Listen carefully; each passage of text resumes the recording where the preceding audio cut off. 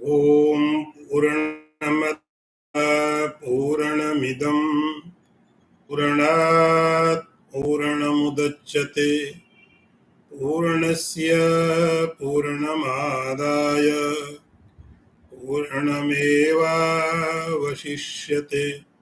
ॐ शान्ति शान्ति शान्तिः।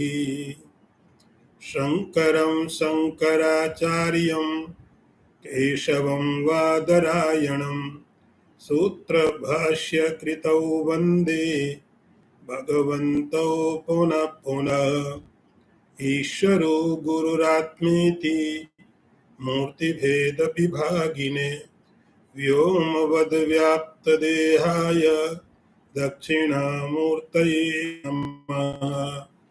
ओम शांति शांति शांति। निधिध्यासनशील आत्मचिंतन में लगे हुए मनुष्य को बाह्य पदार्थों की प्रतीति होती देखी जाती है। फल भोग देखा जाने के कारण श्रुति उसे उसका प्रारब्ध बताती है। अर्थ एक बार और समझ लें। निधिध्यासनशील आत्मचिंतन में लगे हुए मनुष्य को बाह्य पदार्थों की प्रतीति होती देखी जाती है। फल भोग देखे जाने के कारण श्रुति उसका प्रारब्ध बताती है। बहुत ही महत्वपूर्ण हिस्से में हम लोग प्रवेश कर रहे हैं, जिसका नाम है प्रारब्ध विचार। प्रारब्ध विचार। प्रारब्ध का अर्थ होता है भाग्य। भाग्य का मतलब जिसकी हमारे पास कोई व्याख्या नहीं होती है और सामने कुछ परिणाम दिखाई पड़ते हैं, हम उसको एक्सप्लेन नहीं कर पाते, उसको बोलते हैं प्रारब्ध। पीछे जो चिंतन चल रहा था वो चल रहा था जीवन मुक्त का। जीवन मुक्त का चिंतन चल रहा था। अब वो जो जीवन मुक्त व्यक्ति है, उस जीवन मुक्त व्यक्ति का प्रारब्ध के साथ में क्या संबंध है, कैसे के साथ उसका संबंध है, इस पर चर्चा करेंगे।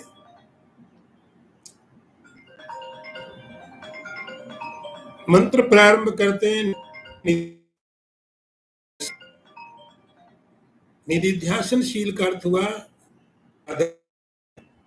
जिसने और प्रक्रियाओं को पूरा कर लिया है। जितनी भी आध्यात्मिक साधनाएं हो सकती थी वह सब पूरी हो चुकी है। निधिध्यासन में उसने प्रवेश किया है।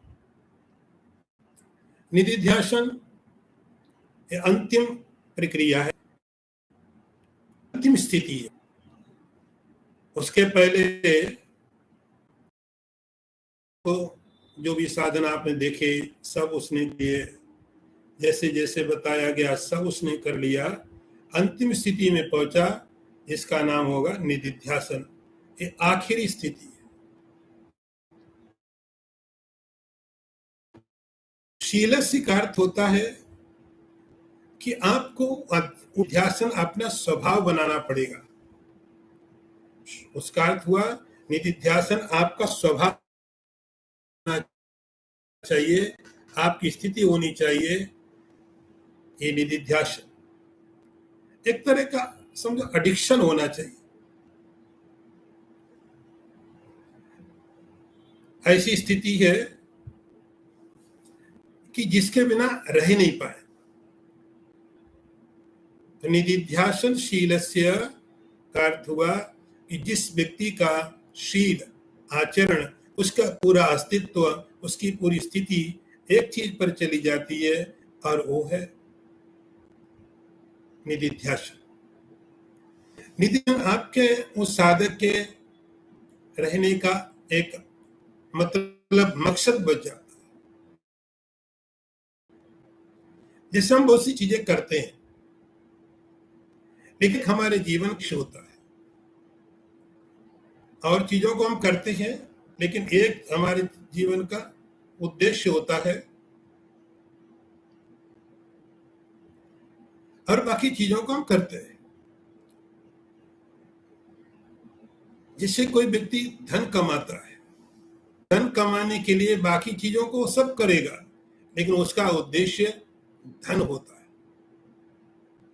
खर्चा और भी करेगा। इन्वेस्टमेंट तो कर रहा है, जो वो खर्चा करने के लिए नहीं कर रहा है, वो खर्चा कमाने के लिए कर रहा है। उसका उद्देश्य कमाना है, उसका उद्देश्य गवाना नहीं है। इसीलिए निधिध्यासनशील का अर्थ हुआ ऐसा व्यक्ति जो और भी क्रियाएं करेगा और एक्टिविटी भी उसके, लेकिन उसका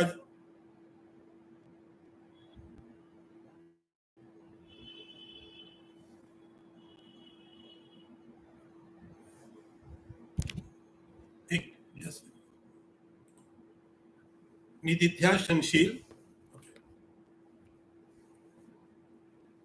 आवाज आ रही है अभी? ओके। तो निधिध्यासनशील का अर्थ होता है ऐसा व्यक्ति जिसका शील, जिसका स्वभाव, जिसका आचरण, जिसका व्यक्तित्व केवल एकमात्र किसके ऊपर है? निधिध्यासन पर है, और बाकी चीजें करेगा। अंतिम स्थिति है ये। तो निधिध्यासनशीलस्य ऐसा व्यक्ति जिसका शील, जिसका आचरण, जिसका पूरा अस्तित्व, जिसका पूरा व्यक्तित्व एक चीज पर टिका है, और वो है निधिध्यासन। आपने इतना विवेक चूड़ामणि को पढ़ लिया है, इसलिए आपको निधिध्यासन के बारे में मालूम है। आप जानते हैं कि निधिध्यासन किस का मतलब क्या है। अंतिम साधन है, एक लास्ट स्टेप है। इसके पहले उसने सब कर लिया है। तो निधिध्यासनशीलस्य बाह्य प्रत्यय इक्षत। अब सवाल ये होता है, जो निधिध्यासन में लगा हुआ व्यक्ति है, उसके पास में बाह्य प्रत्यय, बाहर की जो अनुभूतियां हैं, बाहर के जो ज्ञान है, बाहर की जो समझ है, बाहर के सुख और दुख हैं, ये भी देखे जाते हैं। ये भी देखे जाते हैं कि बाहर का सुख दुख देखा जाता है। बाह्य प्रत्यय, प्रत्यय का अर्थ होता है ज्ञान, नॉलेज। तो निधिध्यासन उसका एकमात्र ऐसी स्थिति है कि बाकी सब चीजें इसके आसपास घूमेंगे। तो ऐसा जो मुनि है, ऐसा जो साधक है, उसको बोलते हैं निधिध्यासनशील। और बाह्य प्रत्यय इक्षते, उस व्यक्ति के जीवन में बाहर के प्रत्यय, बाहर का अर्थ होता है निधिध्यासन अंदर में होगा, निधिध्यासन अंदर में है, और बाहर में जितने सुख हो रहे हैं, दुख हो रहे हैं, पदार्थ मिल रहे हैं, लोग मिल रहे हैं, लोग आ रहे हैं, सब चीजें नॉर्मली सब जैसा होता है। अब सवाल ये है, ऐसा जो व्यक्ति है जो अंतिम स्थिति में है, उसके जीवन में ये सब चीजें देखने को मिलती है। वो भी सुखी हो रहा है, उसको भी बीमारी लगती है, वो दुखी हो रहा है, उनके जीवन में भी ये सब देखने को मिलता है। तो इसके लिए उत्तर के रूप में शंकराचार्य जी ने लिखा, दो तरीके से आप इसका समाधान समझिए। इस प्रकरण को बहुत अच्छी तरह समझना पड़ेगा। ब्रवीति श्रुति, पहली बात आप श्रुति से, वेद के हिसाब से समझिए कि वेद क्या बोलता है। वेद कहता है तस्य तावदेव चिरम। वेद का अर्थ श्रुति कहती है, यदि कोई व्यक्ति, हम क्या सामान्य सोचते हैं यदि कोई महात्मा है तो उसके जीवन में दुख नहीं होने चाहिए, बीमार नहीं होना चाहिए। यदि वो महात्मा है, बीमार हो गया तो सवाल करेंगे तुम महात्मा कैसे? दुख ज्यादा है तो सवाल करेंगे लोग, सुख आपके पास ज्यादा है तो लोग सवाल करेंगे। आप दुखी हो तो दुखी क्यों? आप तो महात्मा। आप सुखी ज्यादा हो तो सवाल होगा आप इतना सुखी होने की जरूरत ही क्या आपको? आप तो महात्मा। ये उसके व्यवहारिक जीवन में सुख भी होगा, दुख भी होगा। लेकिन हम क्या समझते हैं कि कोई यदि इस स्थिति में है, इस अंतिम स्थिति में, उसके जीवन में दुख नहीं आने चाहिए। हम देखते हैं कि बहुत से लोग हैं जो अध्यात्म की साधनाएं करते हैं और सिद्धि प्राप्त कर लेते हैं। सिद्धि, डिवाइन पावर्स, और ऐसा लगता है कि वो अपने दिव्य शक्तियों के कारण अपने को सुखी बना लेते हैं। तो जब कोई व्यक्ति, सामान्य तरीके का व्यक्ति भी कुछ साधना करके अपने जीवन में दिव्य चीजें ला सकता है, सुखी क्यों नहीं हो सकता? सब कुछ। लेकिन ये तो जो है निधिध्यासन, तो ये तो आखिरी स्थिति में है, ये फिर क्यों दुखी है? तो मैं आपको एक छोटी सी स्टोरी बताता हूं। वशिष्ठ ऋषि के पास में एक कामधेनु नाम की गाय थी। कामधेनु की संतान, उसका नाम नंदिनी था। वशिष्ठ ऋषि के आश्रम में थी और वशिष्ठ ऋषि अपने आश्रम में रहते हैं तो उनके पास छोटे छोटे झोपड़े बने और भिक्षा करते, या वहां के राजा उनके लिए जो व्यवस्था करके दे देते थे वो व्यवस्था ठीक है। एक दिन एक राजा जिनका नाम विश्वामित्र था, उस समय ऋषि नहीं थे, राजा थे, महर्षि के आश्रम में पहुंचे। जंगल में घूमते रहते थे। मैंने उस दिन भी हम लोग बात की थी कि राजा जंगल में घूमते रहते थे, और घूमते घूमते ऋषि वशिष्ठ के आश्रम में पहुंचे। एक बहुत बड़ी सेना उनके साथ थी, थके हुए थे, भूखे थे। तो जब कोई अतिथि आया,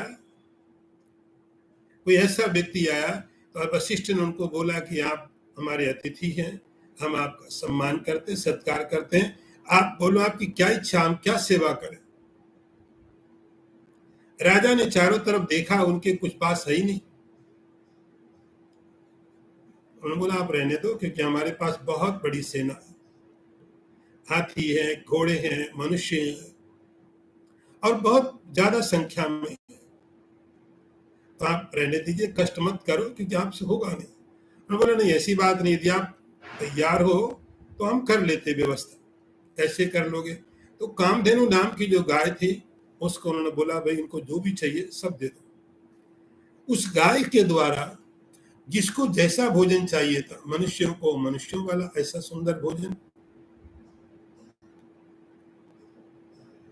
हाथी को हाथी के लिए, घोड़े को घोड़े वाला, सबके लिए बहुत सुंदर, जो न कभी नहीं खाया, इतनी क्वांटिटी में, इतनी अच्छी क्वालिटी में, सबके लिए, पूरी सेना के लिए। वो राजा विश्वामित्र देख के हैरान हो गए, इतनी चीज आपने इतनी जल्दी, इतना बनाने के लिए बहुत टाइम चाहिए, लेकिन आपने तो तुरंत दे दिया, ये कैसे संभव हुआ? उन्होंने बोला मेरे पास एक कामधेनु नाम की गाय है, इसको मैंने बोल दिया, सब व्यवस्थाएं हो गई। स्टोरी बहुत लंबी है। तो वशिष्ठ के आश्रम में कामधेनु नाम की गाय है, लेकिन उस गाय का उपयोग कभी अपने लिए नहीं करते। सब कुछ दे सकते हैं, वो तो भिक्षा करते हैं, एक छोटे से झोपड़े में रहते हैं, राजा जो व्यवस्था कर दे वो ठीक है। ऐसे लोग जो इस कोटि में है, निधिध्यासन कोटि में है, वो कभी पदार्थों पर, पदार्थों से होने वाले दुखों पर, सुखों पर ध्यान नहीं देते। लेकिन हम क्या सोचते हैं? हम सोचते हैं ये इतने पहुंचे हुए महात्मा है तो ये क्यों दुखी है, इतने पहुंचे हुए महात्मा इतने क्यों सुखी है। हमारे दोनों सवाल है। हम ना उनका दुख देख सकते हैं तो भी क्वेश्चन मार्क है, सुख देखें तो भी क्वेश्चन मार्क है।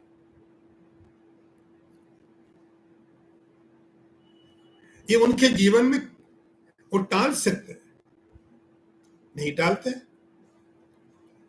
इसके लिए शंकराचार्य जी बोलते हैं, पहली बात आप श्रुति से देखो, ब्रवीति श्रुति रित्येशस्य। तो इसका एक समाधान भगवती श्रुति कहती है, ये क्या है? प्रारब्ध। बड़ा सुंदर शब्द है। आप हजारों तरीकों से बच जाओगे, हजारों परेशानियों से बच जाओगे। एक शब्द यदि आप ठीक से पचा पाए, यदि ठीक से आपने समझ लिया, अपने जीवन में ले लिया, आप हजारों मुसीबतों से बच जाओगे। प्रारब्ध है, एक भाग्य है, या ईश्वर की इच्छा है। बस आप कुछ भी शब्द बोल सकते हो। यदि आपने ये सीख लिया तो आप बहुत चीजों से बच जाओगे।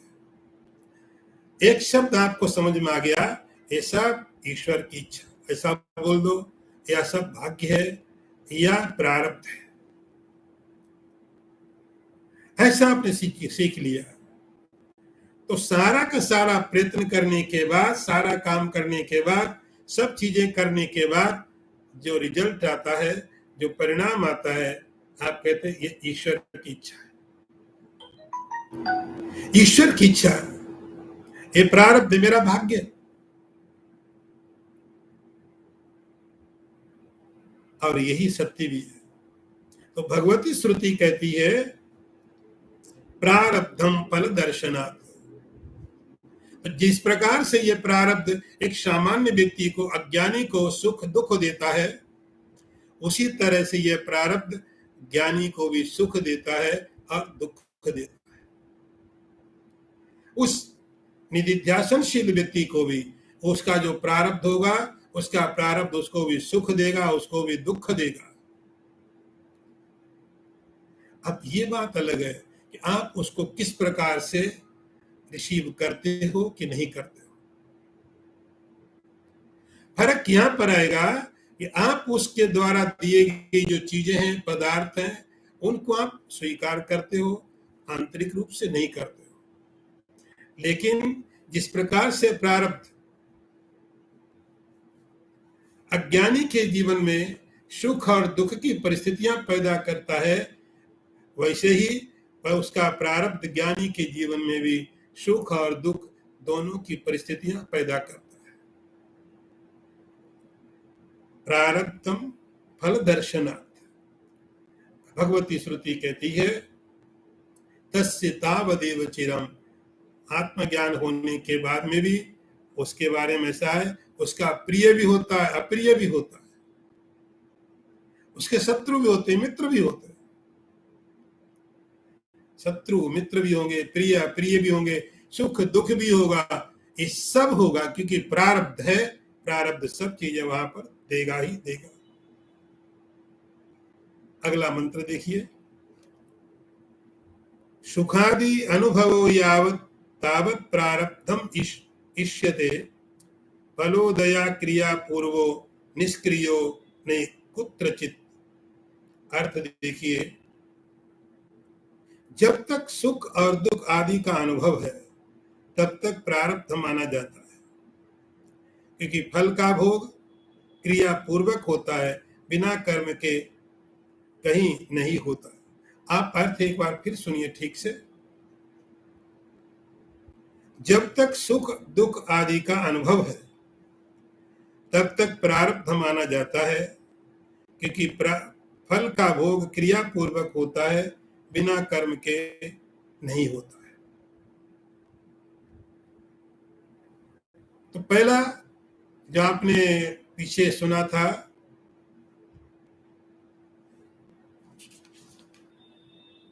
जीवन मुक्त का लक्षण, उस जीवन मुक्त के लक्षण में सुख और दुख दोनों आपको मालूम बताए जा रहे थे। तो पहली बात, भगवती श्रुति के हिसाब से उसकी व्याख्या करती शंकराचार्य जी ने कि वेद कहता है उसके जीवन में भी प्रिय भी होंगे लोग, अच्छे लोग भी होंगे, उसके अप्रिय लोग भी होंगे।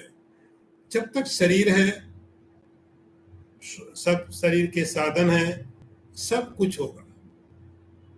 ये तो वेद ने बता दिया।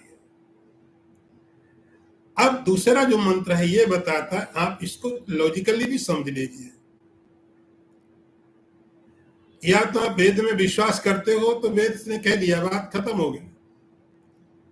फिर भी दूसरा जो मंत्र है ये बताने के लिए है, अब आप उसको तार्किक रूप से समझने की कोशिश करिए। सुखादि अनुभवो यावत तावत प्रारब्धम इष्यते। जब तक सुख और दुख इन दोनों का अनुभव है, बात को ठीक से समझना, जल्दी नहीं करना इसमें। ये निधिध्यासनशील व्यक्ति की बात है जो अंतिम स्थिति में है, अंतिम पड़ाव में है। इसके आगे कोई साधना नहीं है, इसके आगे कुछ नहीं है।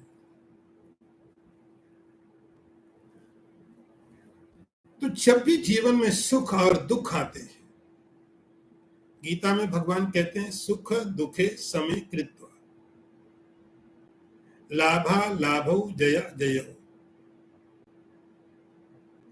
शरीर है तो शरीर के साथ में आप ज्ञानी है या ज्ञानी नहीं है, शरीर को इससे कोई लेना देना नहीं है। सामने जो पदार्थ है उनको कोई लेना देना नहीं है। सामने जो आपके घर है, आपका जो फर्नीचर है, आपके जो पड़ोसी है, आपकी बिल्डिंग है, उसको इससे कोई लेना देना नहीं। आप ज्ञानी हो कि नहीं हो, कोई मतलब नहीं है।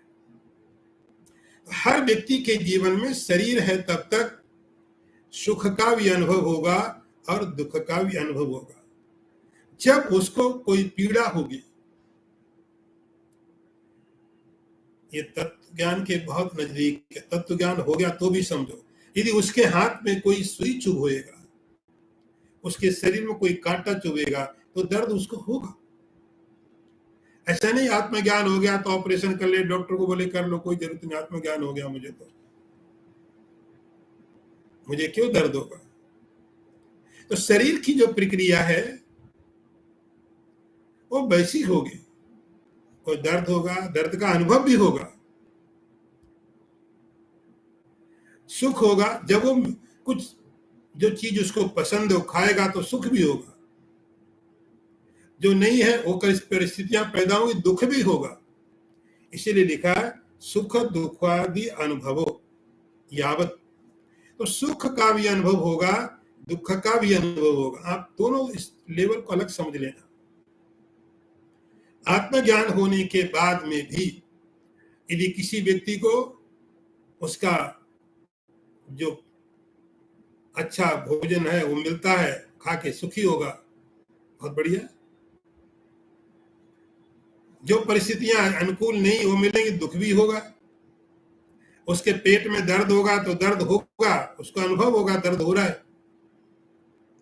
तो सुख और दुख जो भी इकट्ठे होंगे वे सब उसके जीवन में उसको सुख के आकार की वृत्ति भी बनाएंगे और दुख के आकार की वृत्ति भी बनाएंगे। प्रारब्धम इष्यते, इसका नाम है प्रारब्ध, क्योंकि शरीर प्रारब्ध का परिणाम है। शरीर प्रारब्ध का परिणाम है।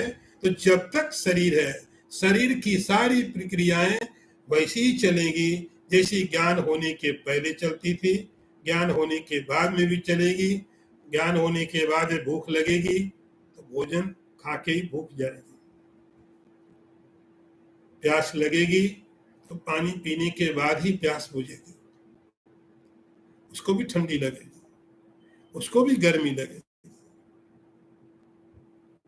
ये सब होगा, लेकिन किस लेवल में हो रहा है? ये हो रहा शरीर और मन के लेवल पर। इसका कारण क्या? प्रारब्धम ईश्यते। अंदर में जब उसकी समझ ये है मैं ब्रह्म हूं, आत्मा हूं, वहां कुछ नहीं हो रहा है, वहां कुछ नहीं हो रहा है। तो आप दोनों स्तरों को अलग अलग समझ लेना। शरीर के स्तर में उसको कोई पीड़ा होगी तो पीड़ा का अनुभव भी होगा, कोई सुख होगा, सुख का अनुभव होगा, बहुत गर्मी होगी उसको भी गर्मी ऐसी लगेगी क्योंकि वो भी शरीर, उसको भी ठंडी बहुत होगी, ठंडी लगेगी, दुख होगा, सुख होगा। लेकिन भगवान कहते हैं सम दुखे सुखे कृत्वा लाभा लाभो जया जय। इन द्वंद्व के अंदर में, इस द्वंद्वात्मक संसार के नीचे वह सम है। फर्क कितना पड़ता है कि जो अज्ञान की अवस्था में व्यक्ति है वो पूरी तरह से दुखी होता है, शरीर से भी दुखी है, और यदि वैसी भाषा में बोले तो आत्मा से भी दुखी है, शरीर से भी दुखी है, मन से भी दुखी है और आत्मा से भी दुखी है। सुखी है तो शरीर से भी, मन से भी, आत्मा से भी। हम लोग तीन तरह के शब्दों का प्रयोग करते हैं ना, माइंड, बॉडी, कॉन्शियसनेस। ये कॉन्शियसनेस को जरा अलग समझ लेना। जिस विवेक चूड़ामणि जिस कॉन्शियसनेस की बात करती वो वाला नहीं है। तो जब अज्ञान की अवस्था में कोई दुखी होता है तो शरीर के स्तर में भी होता है, मन के स्तर में भी होता है और आत्मा के स्तर में भी होता है। फर्क बस इतना है कि यह निधिध्यासनशील व्यक्ति शरीर के स्तर में इसको दुख होगा, मन के स्तर में भी दुख होगा, बस इसके नीचे इसकी गहराई में न सुख जाएगा न दुख जाएगा। प्रारब्धम ईश्यते। क्यों होता है? फलोदया क्रिया पूर्वो निष्क्रियो नहीं कुत्रचित। अब एक तर्क आपको थोड़ा समझना है, लॉजिक समझना है, और वो लॉजिक है, वो तर्क है कार्य कारण भाव, कॉज एंड इफेक्ट। कार्य कारण भाव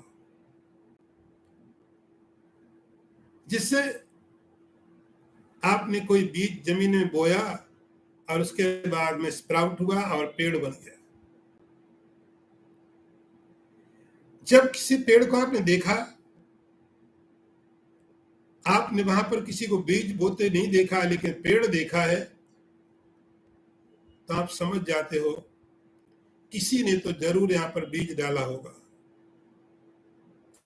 कैसे तो यहां पर बीज पड़ा है, यदि बीज नहीं डाला होता तो ये अंकुर होता नहीं, ये पेड़ नहीं होता। पेड़ हुआ है इसका अर्थ हुआ कैसे कैसे भी आया हो, यदि यहां पर पेड़ है तो बीज तो डाला गया है। फलोदया क्रिया पूर्वो, तो पेड़ उसका परिणाम यही है, बीज का फल कि वहां पर पेड़ है। अब थोड़ा और प्रोसेस आगे बढ़ी। आप मार्केट में गए, सुपर मार्केट में गए, अभी तो बहुत लोगों को पेड़ पौधे पता ही नहीं है। अभी किसी बच्चे को पूछते हैं कि दूध कहाँ से आता है, कौन देता है दूध, बोलते सुपर मार्केट से। अब इनको सुपर मार्केट से दूध मिलता है, उनको थोड़ी पता गाय भी कोई होती है, भैंस कोई होती है, दूध ऐसे होता है। दूध कहाँ से आता है, सुपर मार्केट से आता है। अब इनको विवेक चूड़ामणि हम कैसे पढ़ा पाएंगे बताओ? आप लोग समझदार हो। आप मार्केट में गए और वहां से फ्रूट्स लेके आ गए, फ्रूट्स ले आए आप, लेकिन आपको ये पता है कि फ्रूट्स जरूर यदि मिले हैं किसी पेड़ से ही हुए हैं।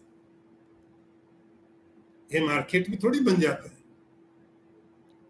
ये फल है तो इसका कोई पेड़ है, कोई पेड़ है तो उसका कोई बीज है। फलोदया क्रिया पूर्व।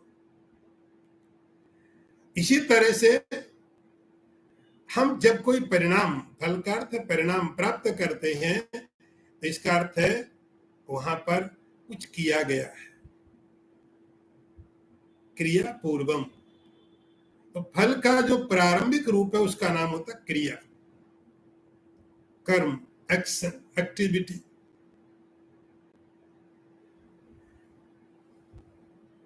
और जहां पर क्रिया नहीं है वहां पर कोई कर्म नहीं। ये बात बहुत अच्छी तरह से आपको समझ में आ जाएगी, लॉजिकली बात है। आपने 1 महीना कहीं काम किया तो आपको डिजर्व करते हैं, आपको सैलरी मिलनी चाहिए क्योंकि आपने काम किया।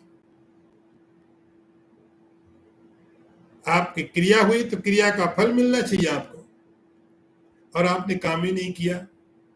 अब किसी कंपनी में जाके बोले मुझे महीने की सैलरी दो, किस बात की? बोले कंपनी तो सैलरी देती है। देती है किसको देती है? जो काम करता उसको ना। तो फलोदया क्रिया पूर्व, जितने भी फल होते हैं आप देखते हो, आपको पता है उसका कोई ना कोई कारण होना चाहिए, इसीलिए संसार चल रहा है, इसीलिए तो हम लोग कर्म में प्रवृत्त होते हैं, इसीलिए हम लोग कर्म करते हैं। ये बात हमको अच्छी तरह से मालूम है कि कर्म करेंगे तो ही उसका फल प्राप्त होगा। हम लोग कर्म करते हैं, कर्म नहीं करेंगे तो हम फल प्राप्त करेंगे नहीं। निष्क्रियो ने कुत्रचित, बिना क्रिया के, बिना कर्म के कभी भी हम फल प्राप्त नहीं कर सकते। अब वो जो तत्व ज्ञानी है, रियलाइज्ड पर्सन है, उसके जीवन में जो सुख और दुख दिखाई पड़ते हैं ये फल है। ये फल किसके हैं? प्रारब्ध की। आप ऊपर से कोई बहुत व्याख्या हमारे पास होती नहीं है। कई बार हम लोग बहुत लॉजिकली बातें करते हैं और कई बार बहुत इलॉजिकली बातें भी करते हैं। कोई कारण समझ में नहीं आता कि इतना बड़ा लिखा, इतना समझदार आदमी इतनी गलत लॉजिक भी दे सकता है कि किसी व्यक्ति के जीवन में अचानक इतने सुख आ रहे हैं, किसी के इतने दुख आ रहे हैं। कोई व्यक्ति बहुत अमीर घर में पैदा हो रहा है, कोई बेचारा सड़क में पैदा हो रहा है। इसलिए जो अमीर होकर पैदा हुआ उसने क्या काम किया? कोई रीजन नहीं, कोई लॉजिक नहीं। क्यों गरीब हुआ? कोई जन्म से ही बीमार पैदा हो रहा है, अंधा पैदा हो रहा है, कोई लॉजिक नहीं मिलता है। लॉजिक यही है, प्रारब्धम। निश्चित समझो इसका प्रारब्ध है, भाग्य है, और आपको और कोई चीज नहीं मिलती है, ईश्वर की इच्छा करके बोल सकते हैं। तो जो भी परिणाम दिखाई पड़ते हैं, जो कुछ भी दिखाई पड़ता है, एक बात पक्का मान लेना, इसके पीछे जरूर इसका कारण कहीं बहुत गहरे में हो सकता है। आप भूल गए हो, आपको मालूम ना हो, लेकिन है जरूर। तो 2 तरह से शंकराचार्य ने बात को समझाया। या तो आप शास्त्र से समझ लो, भगवती श्रुति की बात मान लो, प्रारब्ध है। वो ज्ञानी और अज्ञानी नहीं देखता आपका प्रारब्ध, आपका भाग्य। या लॉजिकली आप इसको समझने की कोशिश कर सकते हो, आपके जीवन में सुख है, दुख है, ज्ञानी के जीवन में है, उसका एक ही कारण है, क्या? प्रारब्ध, भाग्य, डेस्टिनी। बहुत सारे नाम है। अगला मंत्र देखिए, अहम ब्रह्मेति विज्ञानात् कल्पकोटि शतार्जितम संचितम विलयम यान्ति, संचितम विलयम याति प्रबोधात् स्वप्न कर्मवत्। अर्थ देखिए, जग जाने पर जैसे स्वप्नावस्था के कर्म लीन हो जाते हैं, वैसे ही मैं ब्रह्म हूं ऐसा ज्ञान होते ही करोड़ों कल्पों के संचित कर्म नष्ट हो जाते हैं। अर्थ फिर समझिए, अर्थ बहुत महत्वपूर्ण होता है। जगने के पश्चात जैसे स्वप्न के कर्म लीन हो जाते हैं, वैसे ही मैं ब्रह्म हूं ऐसा ज्ञान होते ही करोड़ों कल्पों के संचित कर्म नष्ट हो जाते हैं।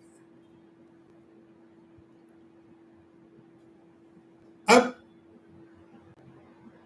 कर्मों को समझिए, ये सारा संसार कर्म का जाल है, कर्म है। हम एक कर्म करते हैं, उसका फल भोगते हैं, और फल भोगने की प्रक्रिया में ही हम बहुत सारे कर्म कर देते हैं। तो कर्मों का एक ऐसा जाल है, कर्मों का एक ऐसा संसार है कि आप एक कर्म भोगते हो, हजारों कर्म कर लेते हो। इसीलिए कभी कोई व्यक्ति भोग करके कर्मों को समाप्त नहीं कर सकता। कोई भी व्यक्ति अपने कर्मों को भोग करके कि मैं चलो अभी कर्म भोग लूंगा, मेरे कर्म समाप्त हो जाएंगे और मैं मुक्त हो जाऊंगा, तो कोई भी व्यक्ति कर्मों को भोग करके मेरे जीवन में जितने दुख लगे सब भोग लूं। जैसे हम किसी ने कोई क्राइम किया तो उसको गवर्नमेंट या वहां का जो भी है स्टेट उसको सजा दे दिया, 6 साल तुम जेल में चले जाओ। 6 साल जेल में जाने के बाद उसने एक कर्म से अपने को मुक्त कर लिया, एक कर्म छूट गया उसका। उस एक कर्म को छूटने के लिए उसको 6 साल लगे, 10 साल लगे, 20 साल लगे, कितना भी टाइम लग जाता है। वो खराब कर्म था तो जेल में उसने काट लिया, लेकिन और बहुत सारे कर्म कर लिए। हम अपने जीवन में ऐसे बहुत से कर्म कर लेते हैं, ऐसे बहुत कर्म कर देते हैं जिनकी सजा, जिनका दंड हमारी व्यवस्थाएं निर्धारित नहीं कर सकती। हमारी व्यवस्थाएं तो हमारे बनाए हुए संविधान पर चलती है। संविधान किसी देश का क्या बोलता है, किसी देश का क्या बोलता है। एक ही कर्म के लिए किसी देश में कुछ और दंड है, किसी में कुछ और दंड है, किसी में कुछ और दंड है। कर्म एक है। तो हर उस कर्म की व्यवस्था हम अपनी परिस्थितियों के अनुसार करते हैं। एक कर्म का नेचर हमारी परिस्थितियों से नहीं चलता है। कर्म की जो व्याख्या है, कर्म का जो फल है, वो वही बता सकता है जो कर्म के पूरे रहस्य को समझता हो। तो कोई भी व्यक्ति कितनी भी उम्र लंबी हो, अपने कर्मों को भोग करके समाप्त नहीं कर पाएगा। ये तो ऐसी बात है जैसे कोई व्यक्ति एक शांत जो लेक है जंगल में, उसमें चला जाए, और उस लेक में जाने के बाद जब हम अंदर किसी झील में घुसते हैं, तालाब में घुसते हैं, तो वहां पर लहरें तैयार होती हैं हमारे घुसने से। तो लहरें तैयार हुई और हम उन लहरों को हाथ से इकट्ठा करके शांत करने की कोशिश करते हैं। तो हम जितना शांत करेंगे और उतनी बढ़ती जाएगी। तो कर्मों को भोग करके कोई समाप्त नहीं कर सकता। इसीलिए अनंत काल से ये जीव कर्म कर रहा है, कर्म का फल भोग रहा है, कर्म कर रहा है, कर्म का फल भोग रहा है। न भोग समाप्त हुए, न कर्म समाप्त हुए, न संसार समाप्त हुआ। इसी प्रकार ये चलता आ रहा अनादिकाल से। उपाय क्या है, तरीका क्या है, छूटने का तरीका क्या है? उसके लिए श्रुति कहती है अहम ब्रह्मेति विज्ञानात्। एक ही तरीका है। आप ठीक से विचार करके देखो, इन कर्मों से छूटने के लिए, इन कर्मों के जाल से निकलने के लिए एक कर्म किया, कर्म का फल भोगा, फिर और कर्म किए, उनका फल भोगा। इस जाल से निकलने के लिए एक ही तरीका है।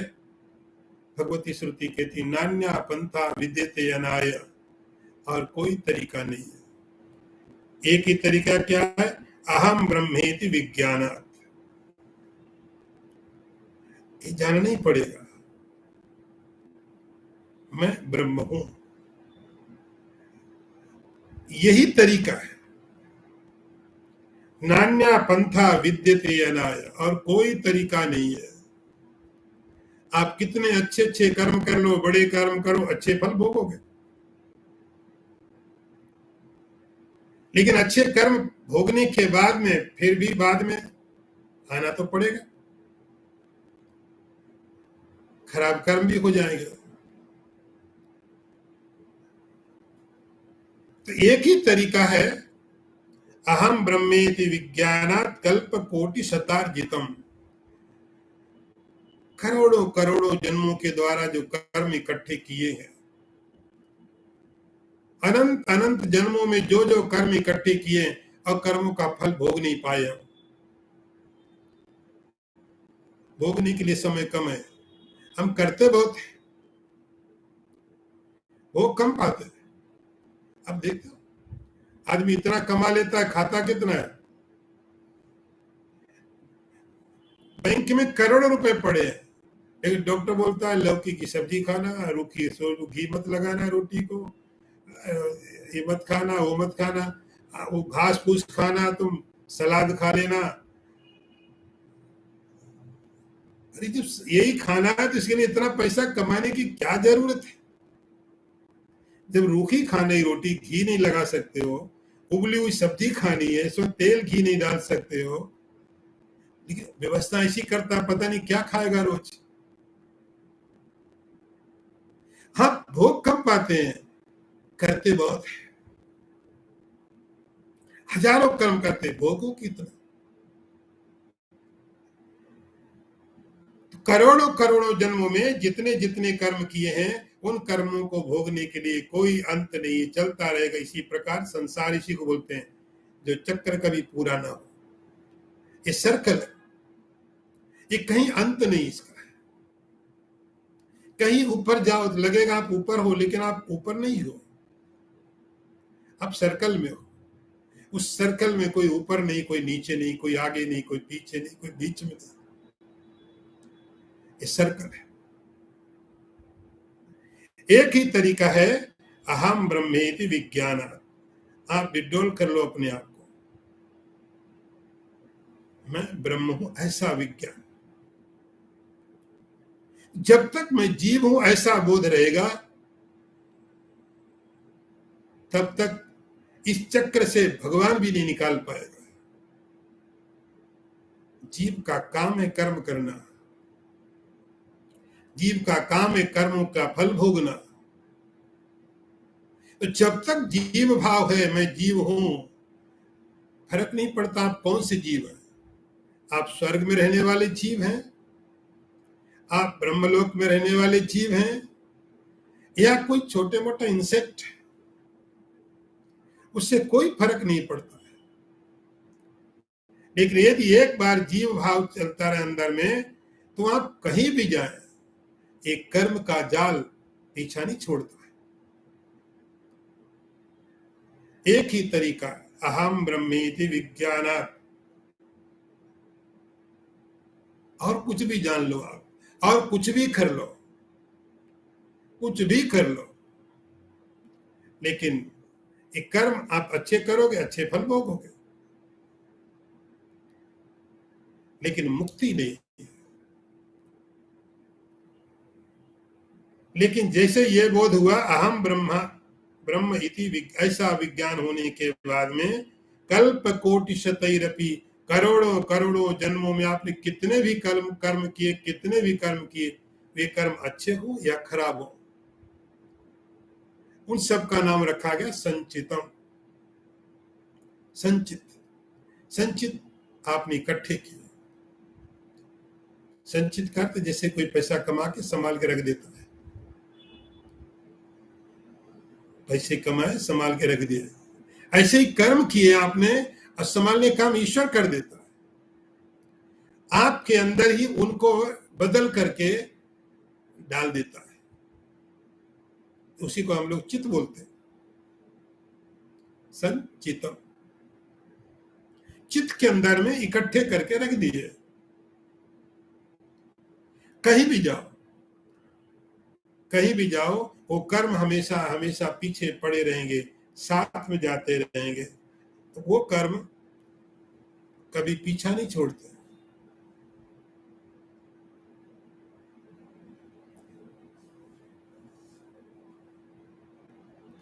संचितम विलयम याति, जो संचित कर्म है, विलयम याति का अर्थ होता है वे सब के सब लयम, लय को प्राप्त होते हैं, विलय को प्राप्त हो जाते हैं। प्रबोधात स्वप्न कर्मवत, जैसे स्वप्न का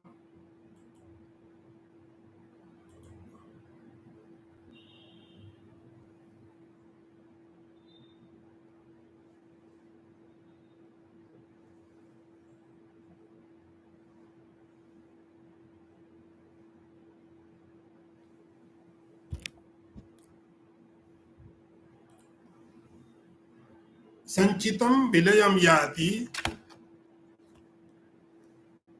जो संचित कर्म है वे सब के सब विलय को प्राप्त होते, समाप्त हो जाते हैं। प्रबोधात स्वप्न बोधवत, तो जैसे बताया कि जिस तरह से कोई व्यक्ति सोया हुआ था और सोए हुए व्यक्ति को जो नींद थी वो निकल गई। तो संचितम विलयम याति प्रबोधा स्वप्न कर्मवत, ऐसे ही जैसे वो जग गया। तो केवल अहम ब्रह्म इति विज्ञानात्, मैं ब्रह्म हूं ऐसा विज्ञान होने के बाद में ही उस संचित कर्मों से कोई अपना पीछा छुड़ा सकता। अगला मंत्र देखिए, यत् कृतं स्वप्न वेलायां पुण्यं वा पाप मूलवणं स्वप्तो स्थितं किं तत्स्यात् स्वर्गाय नरकाय वा। अर्थ देखिए, जग जाने पर जैसे स्वप्न अवस्था के कर्म लीन हो जाते हैं, वैसे ही मैं ब्रह्म हूं। स्वप्न अवस्था में जो बड़े से बड़ा पुण्य अथवा पाप किया जाता है, वह जग जाने पर स्वर्ग अथवा नरक की प्राप्ति का कारण नहीं होता। अर्थ आप एक बार फिर समझ लीजिए, स्वप्न अवस्था में जो बड़े से बड़ा पुण्य अथवा पाप किया जाता है, वह जग पड़ने पर स्वर्ग अथवा नरक की प्राप्ति का कारण नहीं होता। ये बात हम लोग ठीक से समझते हैं कि जैसे कोई व्यक्ति सोया हुआ है तो स्वप्न की एक अलग स्थिति है और जागृत की एक अलग स्थिति है। स्वप्न एक अलग स्टेट है, जागृत एक अलग है, सुषुप्ति अलग है। फर्क क्या है कि जब कोई व्यक्ति जागृत अवस्था में आता है तो स्वप्न के पदार्थों से उसका पूरी तरह से संबंध टूट जाता है। जब कोई व्यक्ति जागृत में होता है तो स्वप्न के पदार्थों से उसका कोई संबंध नहीं, और स्वप्न में है तो जागृत से नहीं। अब स्वप्न की अवस्था में किसी व्यक्ति ने बहुत सारे पुण्य किए या बहुत पाप कर दिया। स्वप्न की अवस्था में कोई पाप कर देता है, स्वप्न की अवस्था में कोई पुण्य कर देता है। जैसे जैसे जिसके स्वप्न होते हैं, और स्वप्न आपके हाथ में होते नहीं है, स्वप्न आपके कंट्रोल में नहीं होते। तो किसी भी तरह से आपने स्वप्न में जाकर के या तो अच्छा काम कर दिया या खराब कर दिया, जैसे आपके संस्कार आपने कर लिया। यत्कृतम स्वप्न वेलायाम पुण्यम वा पाप। मूल बड़ा, या तो बहुत पुण्य कर दिया, बहुत पाप कर दिए, कुछ भी हो सकता है। लेकिन जैसे स्वप्न से बाहर निकला ये व्यक्ति, सुप्तो तस्य, स्वप्न से उठा, स्वप्न से बाहर निकल गया, जागृत में आ गया। जागृत में आने के बाद क्या स्वप्न के किए हुए पुण्य का फल इसको मिलेगा? जागृत में किए हुए अपराध का दंड इसको क्या हम जागृत में देंगे? किसी व्यक्ति ने स्वप्न में किसी के मर्डर कर दिया और वो जग गया। तो स्वप्न में जब किसी ने मर्डर किया होता और स्वप्न की अवस्था में होता तो उसको वहां दंड दिया जा सकता था। वहां पर अपने कोर्ट होते, वहां की पुलिस होगी, वहां का दंड होगा। लेकिन यदि वह जग गया तो जगने के बाद में अब उसको जागृत अवस्था में स्वप्न के द्वारा दिए किसी भी चीज का कोई दंड आप नहीं दे सकते और कोई पुरस्कार भी नहीं दे सकते।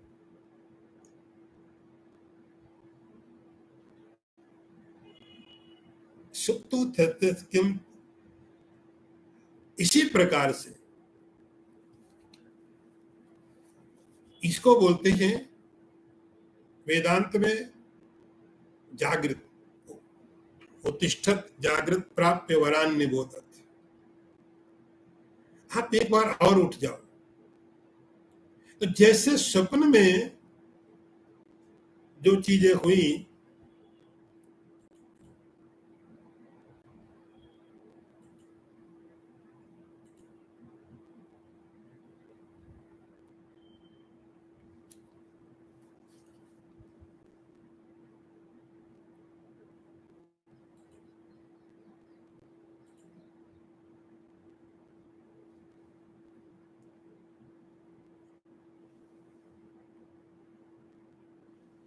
सुप्तो तत् स्वर्गाय नरकाय वा,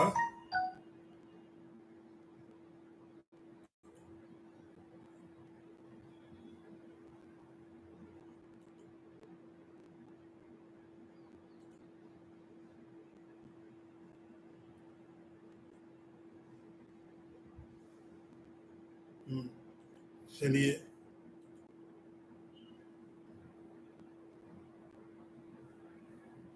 तो जैसे स्वप्न में देखा हुआ कोई भी पदार्थ जागृत में कोई सार्थक नहीं होता है, उसी प्रकार से जागृत में स्वप्न में देखा हुआ कोई भी, किया हुआ कोई भी कर्म जगने के बाद,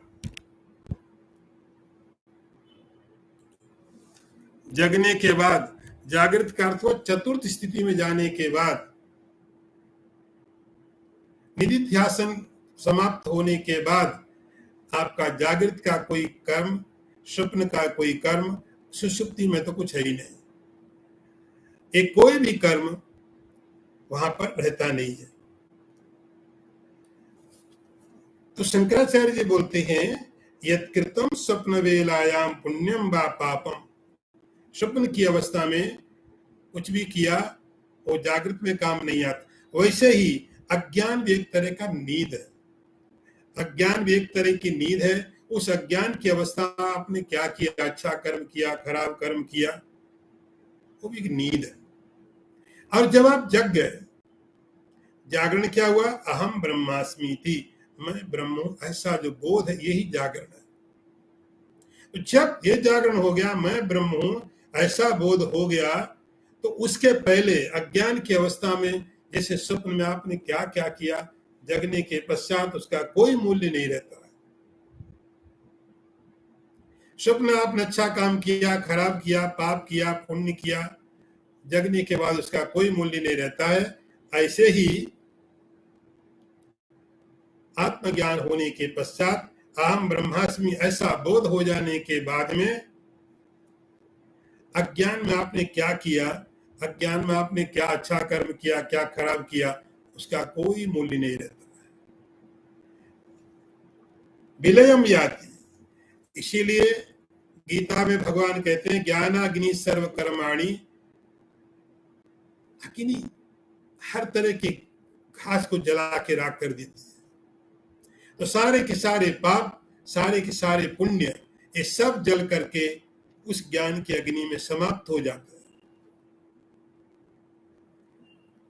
तो जागृत भी नींद है, स्वप्न भी नींद है, सुसुप्ति भी नींद है। इससे उठने की जो स्थिति है, चौथी वाली भूमिका है, उसमें जाने के पश्चात आपके जागृत में आपने क्या पुण्य किए, क्या पाप किए, डिलीट कर दिए जाते हैं।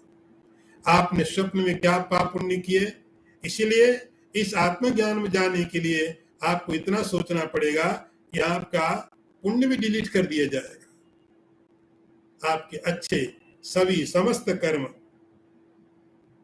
स्वर्गाय नरकाय, जो स्वर्ग और नरक के कारण थे, उन सभी को समाप्त कर दिया जाता है। तो तीसरी अवस्था, उस स्थिति में जाने के पश्चात, आत्मज्ञान होने के पश्चात, एक और जागरण होने के बाद में, तो जो जागृत है, जो स्वप्न है और जो सुसुप्ति थी, इसमें जो कुछ भी किया था वो सब का सब समाप्त हो जाता है। ओम पूर्णमदः पूर्णमिदं पूर्णात् पूर्णमुदच्यते पूर्णस्य पूर्णमादाय पूर्णमेवावशिष्यते। ओम शांति शांति शांतिः। शंकरं शंकराचार्यं केशवं वादरायणं सूत्रभाष्यकृतौ वन्दे भगवन्तौ पुनः पुनः। ईश्वरो गुरुरात्मेति मूर्तिभेदविभागिने व्योमवद्व्याप्तदेहाय दक्षिणामूर्तये नमः। ओम शांति शांति शांति।